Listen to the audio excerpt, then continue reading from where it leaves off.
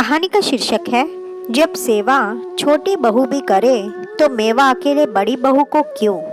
अरे मुन्ना, देख तो रसोई में से आज तो बहुत ही अच्छी खुशबू आ रही है। कहीं बड़की बहू हलवा तो नहीं बना रही है। मैं नहीं जाऊंगा अम्मा। कल ही ताई जी ने बहुत डांट लगाई थी जब मैं ताऊ जी के कहने पर चाय का झूठा बर्तन रखने किचन में गया था। उन्हें बिल्कुल भी पसंद नहीं है कि कोई उनकी रसोई में आए। अरे तू डरता क्यों है? जाकर कह देना कि थोड़ा सा हलवा अम्मा को भी दे दो। बहुत इच्छा हो रही है हलवा खाने की। और वैसे भी मैं सास हूँ तेरी ताई जी की। कुछ भी कहो अम्मा, मैं तो नहीं जाऊँगा। आपको हलवा खाने की इच्छा हो रही है तो दोपहर को माँ जब घर आएगी तब आपके लिए बनवा दूंगा। अरे इच्छा तो अभी हो रही है और तू दोपहर को बनवाएगा। अपनी दादी की बिल्कुल बात नहीं मानता। इतना कहकर अम्मा उदास होकर दूसरी तरफ मुंह करके लेट गई। अम्मा को उदास देखकर 10 वर्षीय वीर का भी मन नहीं लगा। आखिर हिम्मत करके अपनी ताई जी की रसोई की तरफ चल दिया। उसे दरवाजे पर खड़ा देखकर उसकी ताई जी ने उसे घूर कर देखा। क्यों आया है यहाँ पर? क्या चाहिए तुझे? ताई जी वो अपनी ताई जी को यूं घूरता देखकर एक बार तो वीर की जुबान भी हलक में ही अटक गई। पर अम्मा का उदास चेहरा ध्यान में आते ही फिर हिम्मत जुटा करके बोला, ताई जी वो अम्मा को हलवा की बहुत इच्छा हो रही थी। अगर आपने बनाया है तो थोड़ा सा दे दो। वो थोड़े से हलवे से ही खुश हो जाएगी। कोई हलवा नहीं बना है यहाँ पर। तुझे शर्म नहीं आती? कल इतना डांटा था फिर भी चला आया मुंह उठाकर। और वो तेरी अम्मा, उनके हाथ पैर कब्र में चले और हलवा खाने की इच्छा हो रही है। जाकर कह दे कुछ नहीं है मेरे पास। इतनी इच्छा हो रही है तो अपनी छोटी बहू से बनवा कर खाओ। चल भाग यहाँ से। वीर चुपचाप अपना सब मुंह लेकर के आ गया। पर बड़ी बहू इतनी जोर से चिल्लाई थी कि अम्मा के कानों में उसके चिल्लाने की आवाज़ साफ सुनाई दे गई थी। अम्मा की आंखों में आंसू आ गए। अम्मा की आंखों में आंसू देखकर वीर बोला, अम्मा तू रोती क्यों है? कहा ना दोपहर को माँ जब घर वापस आएगी तो मैं तेरे लिए हलवा बनवा दूंगा। तू फिक्र न कर। अम्मा कुछ बोल ना पाई, बस वीर के सिर पर हाथ रखकर उसे ढेरों आशीर्वाद देने लगी। पर रह रहकर उन्हें अपनी बीती बातें याद आने लगी। यह वही अम्मा है जो कभी वीर और उसकी माँ से बहुत नफरत किया करती थी। अम्मा के 2 बेटे थे, अमित और अजित। पैसे टके के मामले में भी कोई कमी नहीं थी। अमित का विवाह जहां मधु के साथ हुआ था, वही अजित ने अम्मा की मर्जी के खिलाफ जाकर रीना से प्रेम विवाह किया था। बस यही बात अम्मा को खटक गई थी। उन्होंने जहां मधु को सिर आंखों पर बिठाया, वही रीना को कभी भी अपनाया नहीं। मधु के दोनों बच्चों को अम्मा सिर आंखों पर बिठाए रखती, वही वीर के सिर पर कभी भी प्यार से हाथ नहीं रखा। जब वीर 5 साल का था तो एक एक्सीडेंट में अजित की मृत्यु हो गई। उसके बाद तो अम्मा जी ने रीना को परेशान करने में कोई कमी नहीं छोड़ी।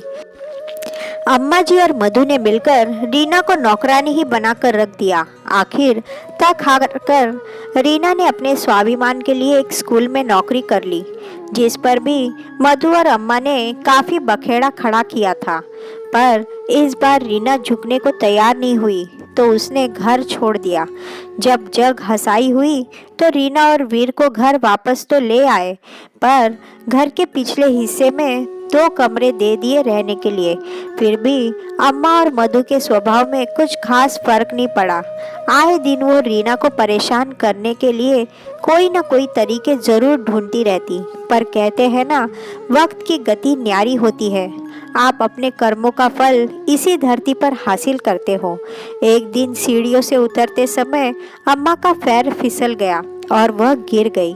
उसके बाद तो अम्मा आज तक पूरी तरह से खड़ी ना हो पाई। आज भी लाठी टेक कर ही चलती है। 2 दिन तो जैसे तैसे मधु ने सेवा चाकरी की, पर 2 दिन बाद ही अम्मा जी को रीना के पास यह कहकर छुड़वा दिया कि वह भी इस घर की बहू है।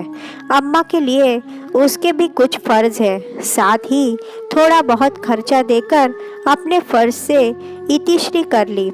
तब से अम्मा रीना और वीर के पास ही है। जिन पोते पोतियों को इतना लाड़ लड़ाया वो भी अम्मा से मिलने नहीं आते, और जिससे हमेशा गुस्सा रहे आज वही बुरे वक्त में उनके साथ खड़े हुए हैं। आज अम्मा को बहुत पछतावा होता है, लेकिन अब कर भी क्या सकती है। बस इतना ज़रूर है कि आज अपनी छोटी बहू और अपने पोते के लिए दिल से दुआ ज़रूर निकलती है। पर अब अम्मा को पूरा विश्वास हो चुका था कि उनके मरने के बाद रीना और वीर को प्रॉपर्टी में हिस्सा नहीं दिया जाएगा।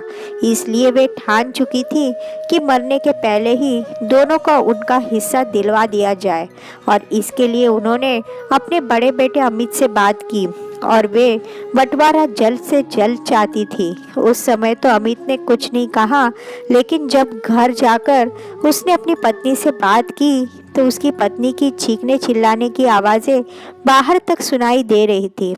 पर अब अम्मा अपना मन गाढ़ा कर चुकी थी। थोड़ी देर बाद में बड़की बहू अम्मा के पास दौड़ती हुई आई और ज़ोर से बोली, अम्मा यह क्या तमाशा है? आपको हम पर विश्वास नहीं है क्या, जो अभी से प्रॉपर्टी का बंटवारा करने में लगी हुई हो? अरे बहू, मैं कौन होती हूँ तुम पर विश्वास न करने वाली। मुझे तो मेरे बेटे पर विश्वास नहीं है कि वह मेरे मरने के बाद मेरे छोटे बेटे का हिस्सा उसकी पत्नी और बेटे को देगा।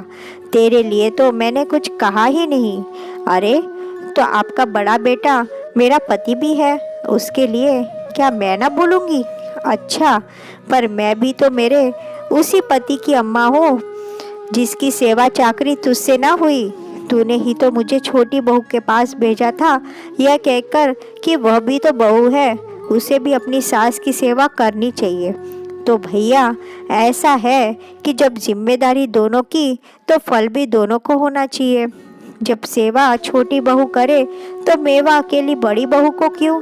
इसलिए 2 दिन के अंदर अंदर यह बंटवारा होगा। किसी को कोई भी एतराज़ हो तो मेरे से आकर बात कर सकता है, समझी तुम? तुम्हें तुम्हारे हिस्से से अलग नहीं कर रही हूँ, पर जिसका जो हिस्सा है वह उसका मिलेगा ज़रूर। बस यह मेरा आखिरी फैसला है। प्रॉपर्टी मेरी है तो फैसला भी मैं ही करूँगी।